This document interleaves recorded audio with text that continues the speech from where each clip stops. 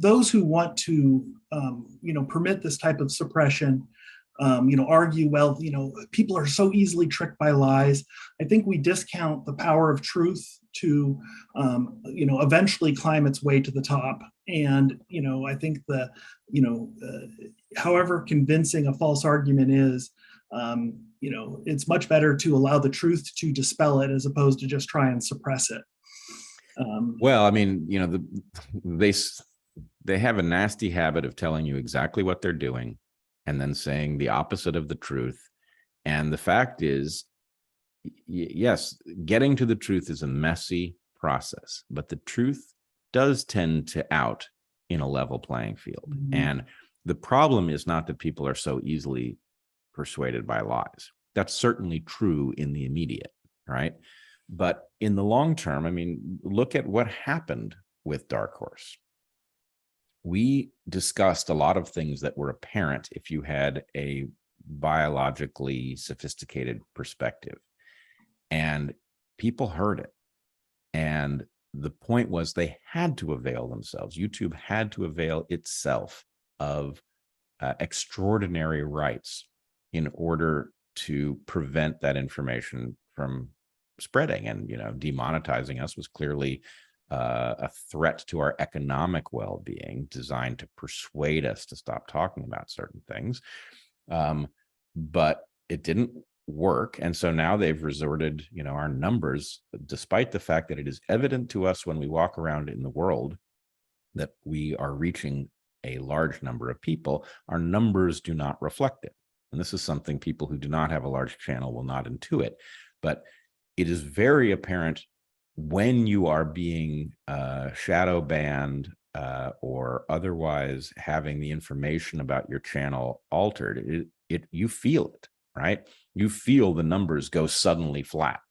And, when you talk about it, it sounds like you're being petty, right? Or you're imagining things because you think you're reaching more people than you are. But it's not subtle when it's targeted at you. I don't even think it's designed to be subtle.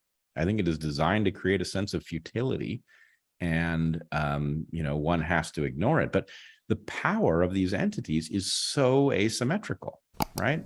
This is one area where I think that states might be able to address this. Again, going back to the Florida lawsuit and the disclosure requirements, under the case holding that approved some of the disclosure requirements, I think you could make a good argument that states could adopt laws that require you to provide notice when you're doing any type of censorship and basically outlaw shadow banning.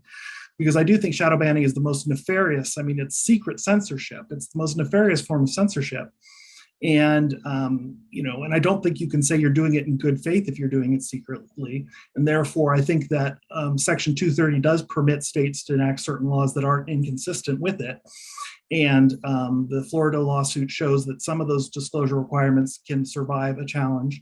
The Florida law did not have a specific prohibition on shadow banning, but it got to the requirement of view counts so people could at least observe it. But I think I think you could probably go a little further on that, and states could prohibit shadow banning, because I do think that that is such a nefarious thing when you don't know what's happening, and limiting the reach and not allowing the true organic reach. And you see this on channels like yours. I know Jimmy Dore pointed this out a whole bunch on how, he gets great view counts. He was growing and growing and then just hits a plateau and stops growing.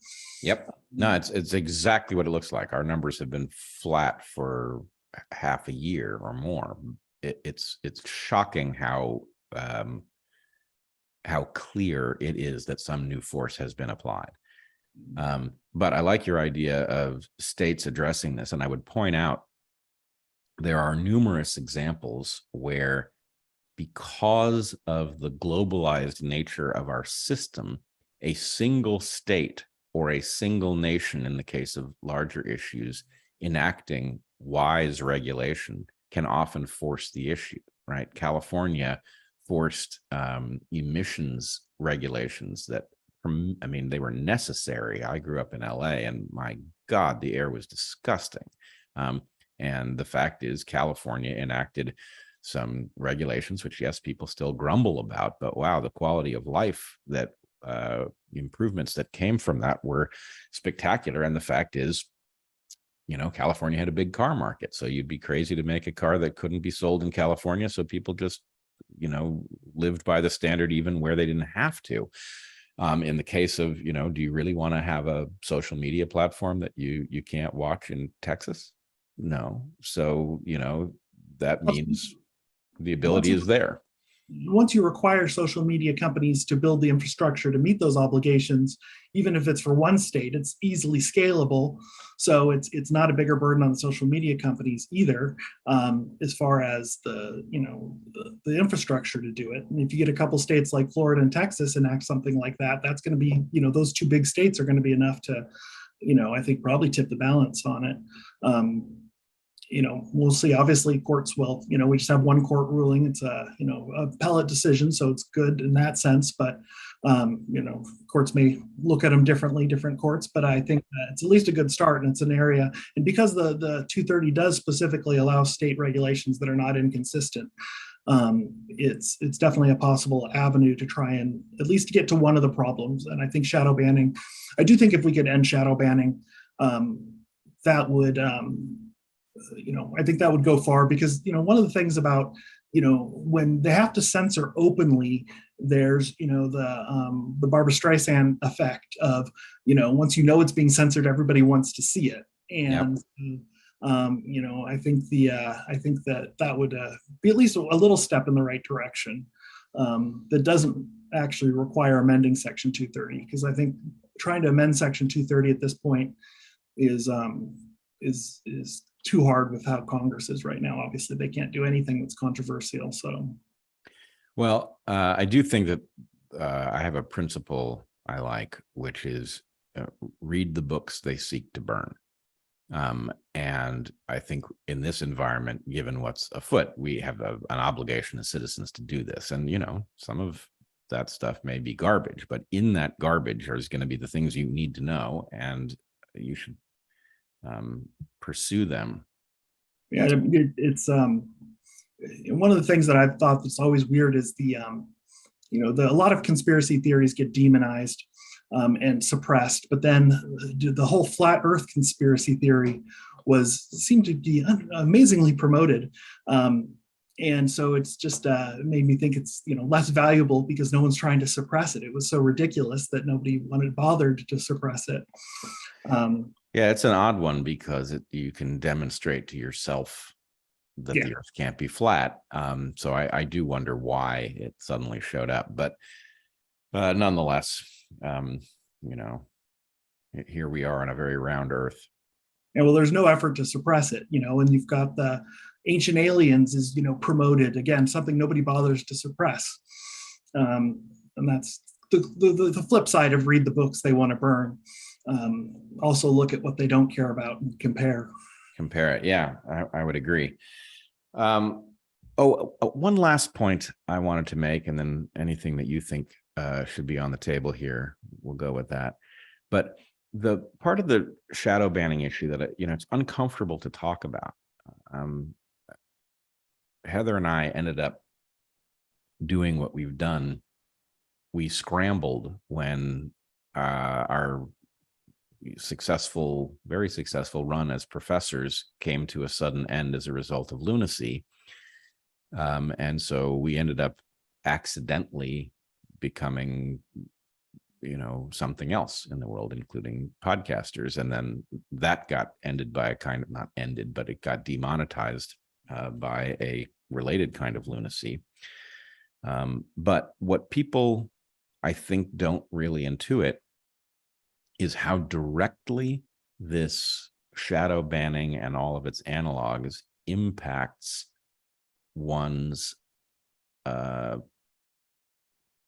security in the world and one's ability to earn, right? In other words, you can look at the numbers of subscribers and the fact that it's gone flat and say, well, okay, I don't know what to make of that, but all right, so how many viewers do you actually need? On the other hand, there are 2 points here. One is, if we're saying things that are important in the conversation, limiting our reach artificially basically means that we don't have whatever our natural impact in the world would be, but it also means that our ability to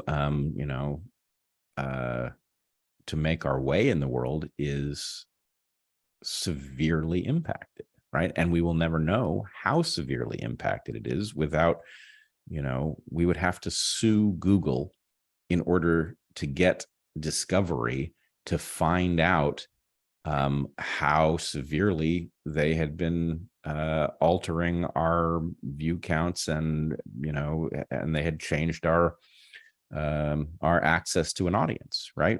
So that's the point is the barrier to finding out even how badly you've been impacted is tremendously large.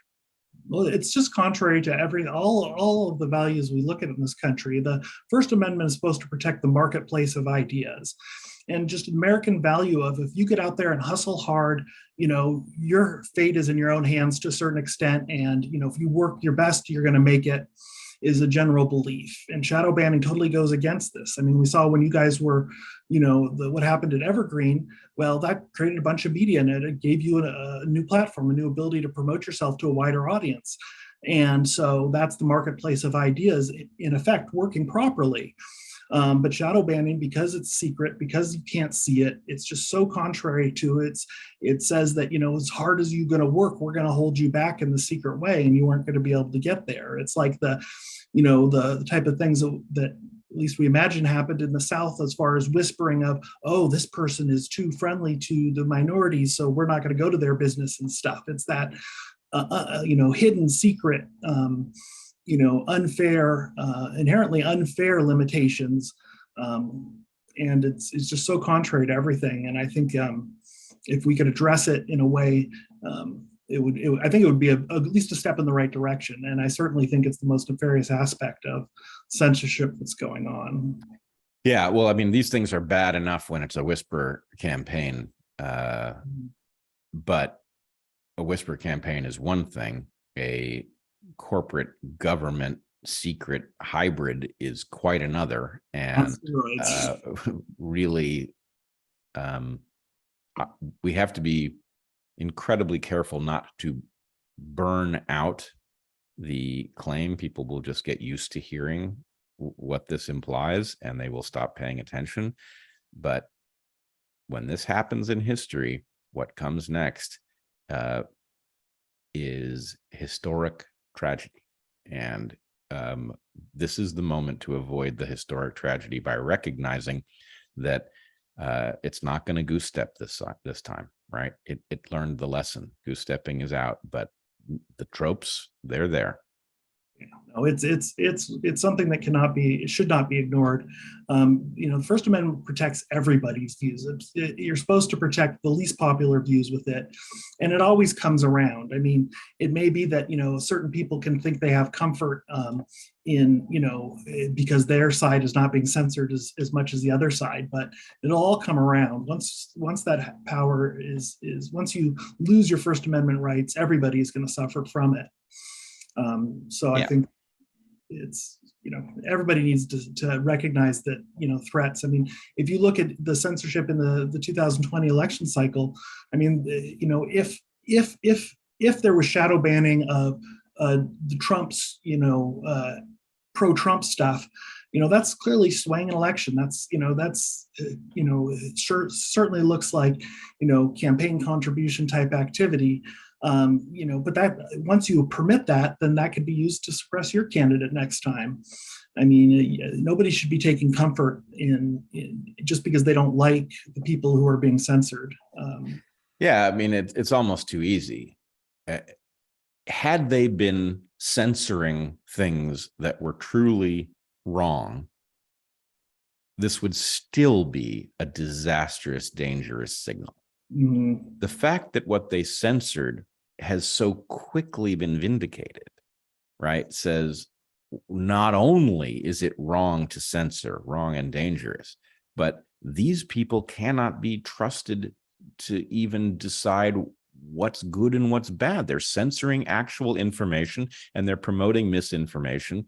And, that's whatever process has created that inversion is not on your side. Yeah. And it may be that COVID ends up God forbid, being a catalyst for real change. If the vaccines end up being as dangerous as some fear, in the long run, maybe that'll be a catalyst to get people, because I think censorship played such a massive role in the promotion of the vaccines.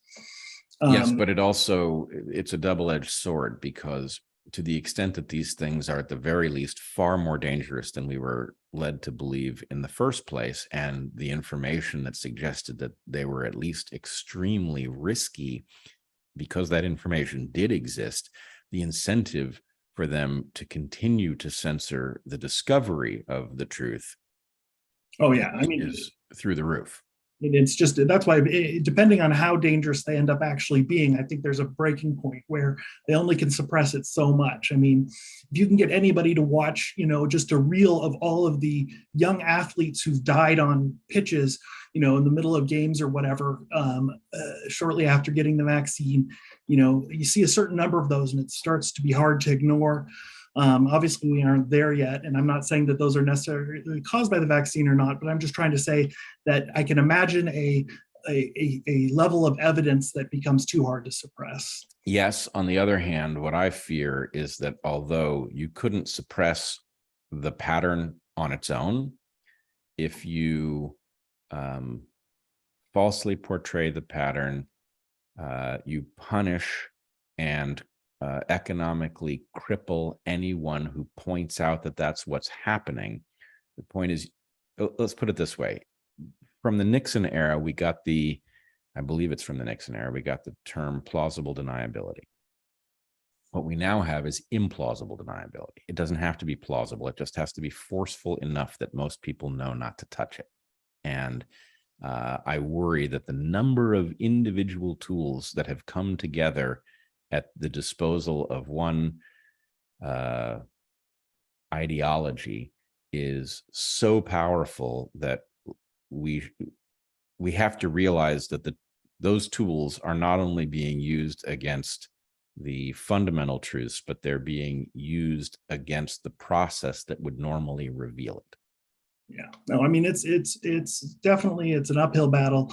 And that's why I'm not hoping that it ends up being this bad, but I do know that once somebody gets touched by the harm of it, then they can't be, they're much harder to brainwash.